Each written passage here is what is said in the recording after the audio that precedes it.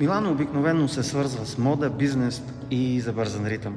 Но днес ще ви покажа едно място, което изисква точно обратното. Тишина, внимание и малко време.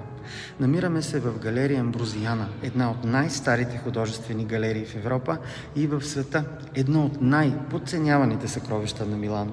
Това не е музей, който отмяташ. Това е музей, който се преживява. Андямо!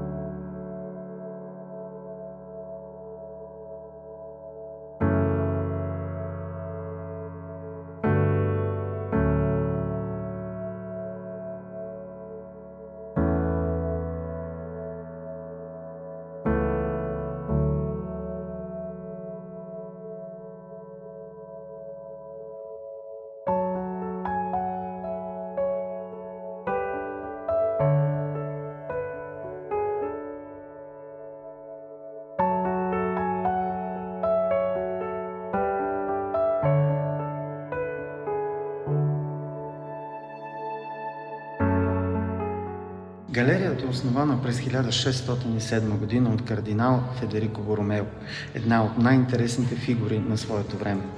Той не е просто духовник и интелектуалец, хуманист и страстен колекционер. Той е човек, който е вярвал, че изкуството има възпитателна сила. В епоха, когато шедьоврите обикновено са скрити за стените на дворци и частни колекции, Боромео прави нещо революционно – отваря вратите. Той вярвал, че изкуството не трябва да бъде привилегия, а училище за окото и ума. Място, където човек се учи да гледа, да разпознава красотата и да мисли.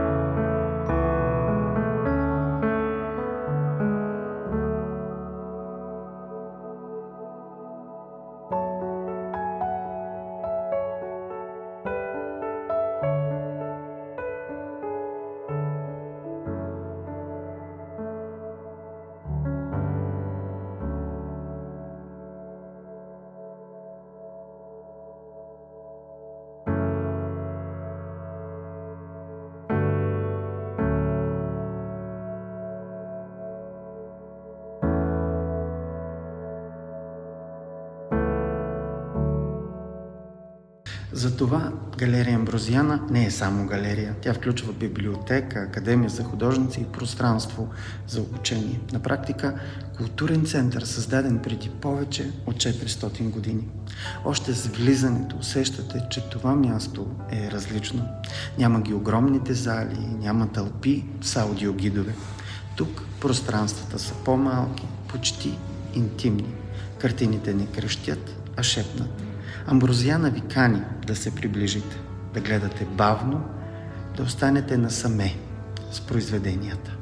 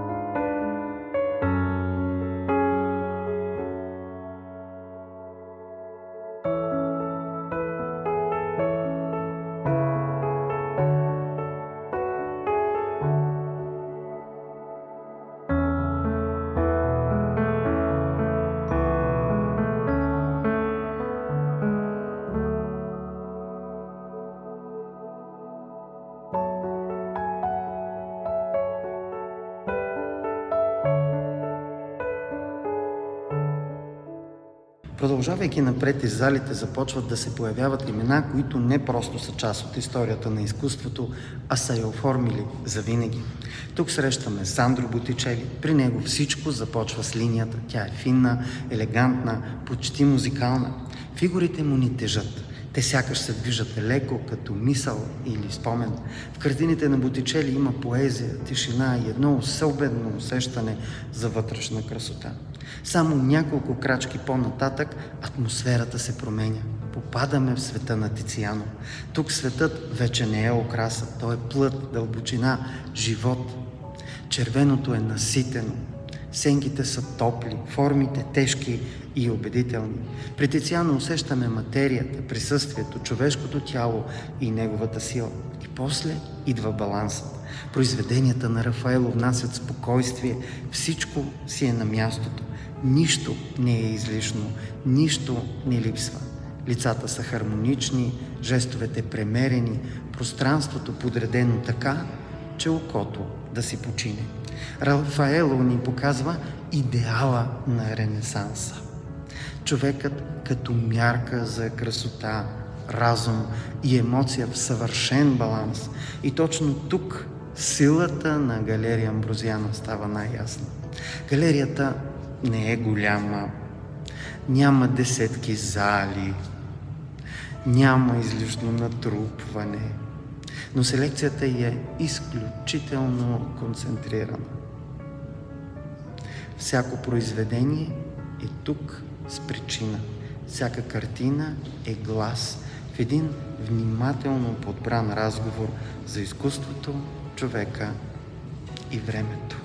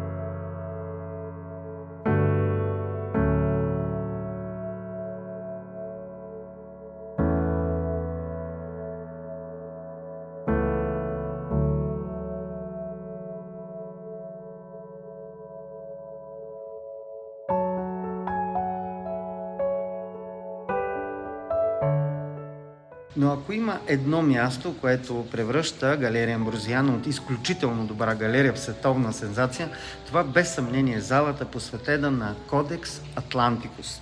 Тук се съхранява най-голямата и най-значимия колекция от ръкописи на Леонардо да Винчи. Повече от 1000 листа, събрани, подреждани и пазени с изключителна грижа. Това не са картини, предназначени за показ. Това са работни страници, мисли, хвърляни набързо, идеи, записани в движение, страници, пълни с скици, формули, диаграми и лични бележки. Понякога подредени, понякога хаотични, понякога написани наобратно, както Леонардо често е правил. И тук се случва нещо много важно. В тази зала Леонардо не е художникът на Тайната вечеря, не е геният зад картината Мона Лиза. Тук той е инженер, обсебен от механиката, анатом, изследващ човешкото тяло с научна точност, архитект, търсещ идеалните пропорции, философ, задаваш въпроси за природата, движението и времето. И разбира се, мечтател. Ще видите идеи за летящи машини, столетия преди човекът да се издигне в небето. Проекти за военни конструкции и отбранителни системи, архитектурни решения, в които красотата и функцията вървят заедно.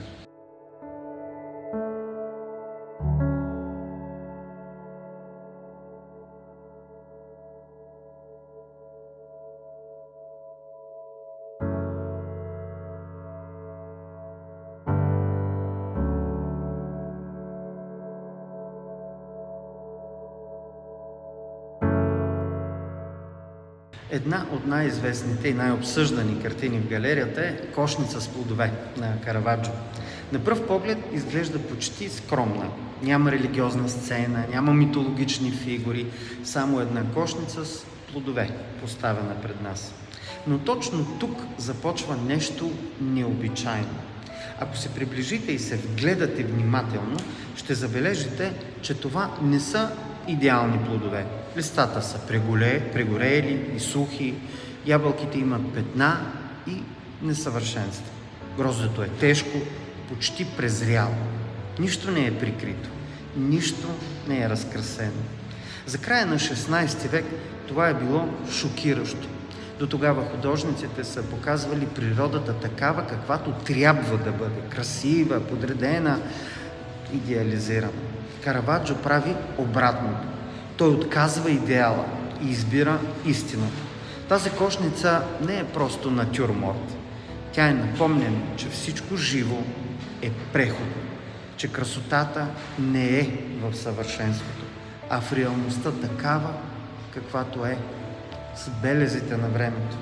Именно за това тази картина често се смята за една от първите истински реалистични натюрморти в историята на изкуството. Малка е по размер, но огромна като идея.